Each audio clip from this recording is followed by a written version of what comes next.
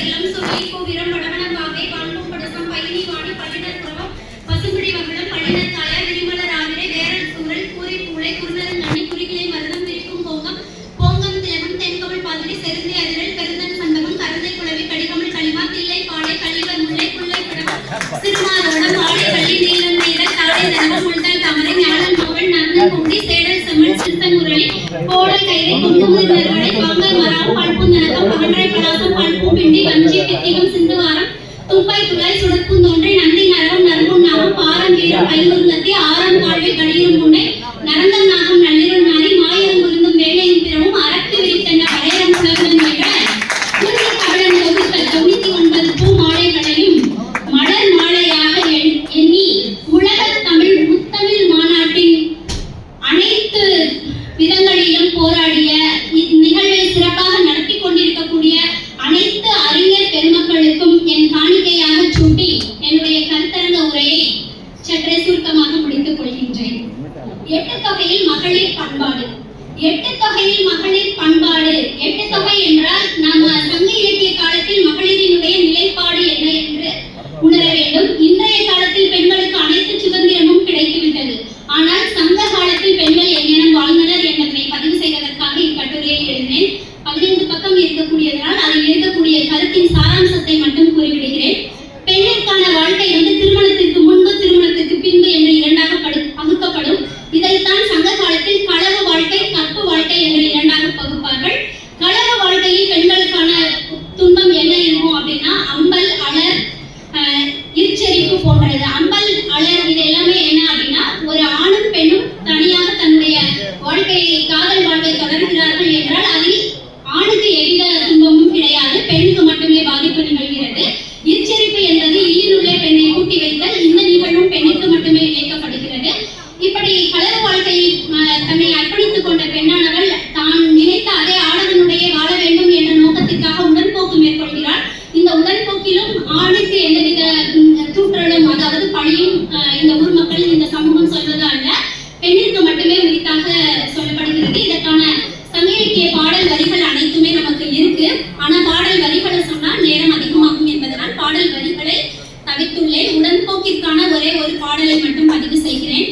தான் விரும்பியவனை கைப்பிடிப்பதற்காக பெண் சென்ற அந்த சூழலை பரிபாடல் 20வது பாடலில் சேக்கை இனியார்வாள் செல்வான் மனையாளல் காக்கை கடைந்த ஒடுகள் கூடுமோ கூடா தகை உடைமை மங்கையர் சான்றாண்மை சான்றார் என்று பெண் தான் நினைத்த அந்த ஆடவனோடு வாழ்வதற்காக தன் வாழ்க்கையை தொடங்கக்கூடிய உடன்போக்கு நிகழ்வினை பதிவு செய்துள்ளனர்.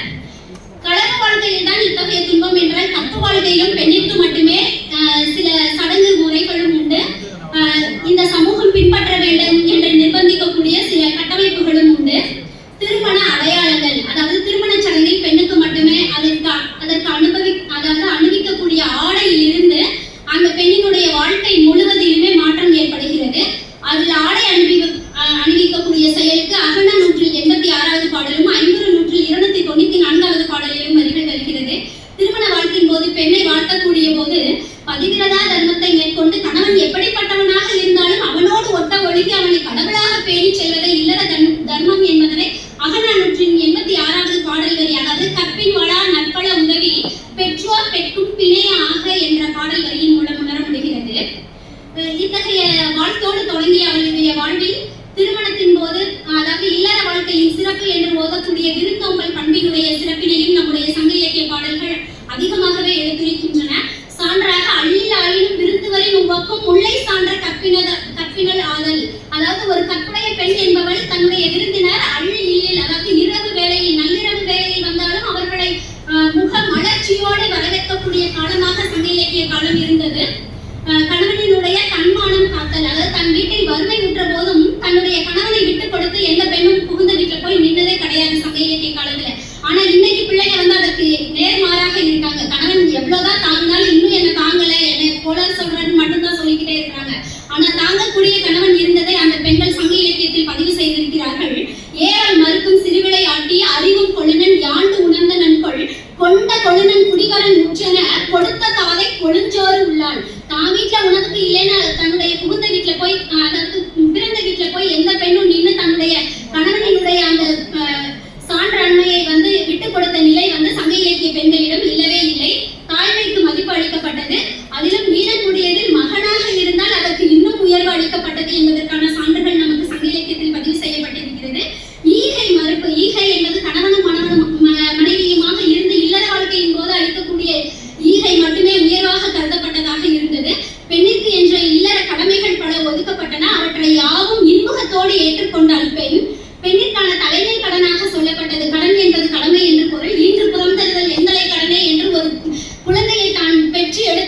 இருக்கக்கூடியதையே ஒரு தலைமையாக, ஒரு உயர்ந்ததாக, முதன்மையாக கருதப்பட்ட காலமாக இருந்தது நம்முடைய சங்க இலக்கிய காலம். இன்றும் அதற்கு நாம் சொல்லிக்கொண்டே போகலாம். முரணாகத்தான் இன்றைய நூற்றாண்டு பெண்கள் இருக்கிறார்கள்.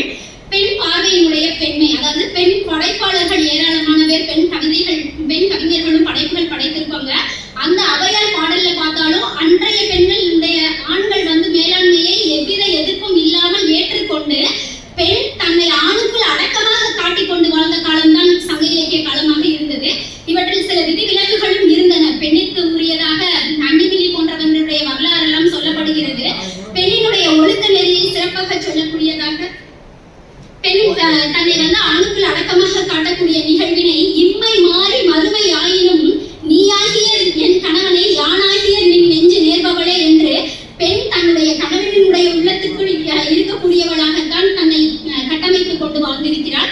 ஆகையால் இந்த சங்க சமூகம் சீரும் சிறப்புமாக பெண்ணை வாழச் செய்திருக்கிறது. பெண்மையை உயரச்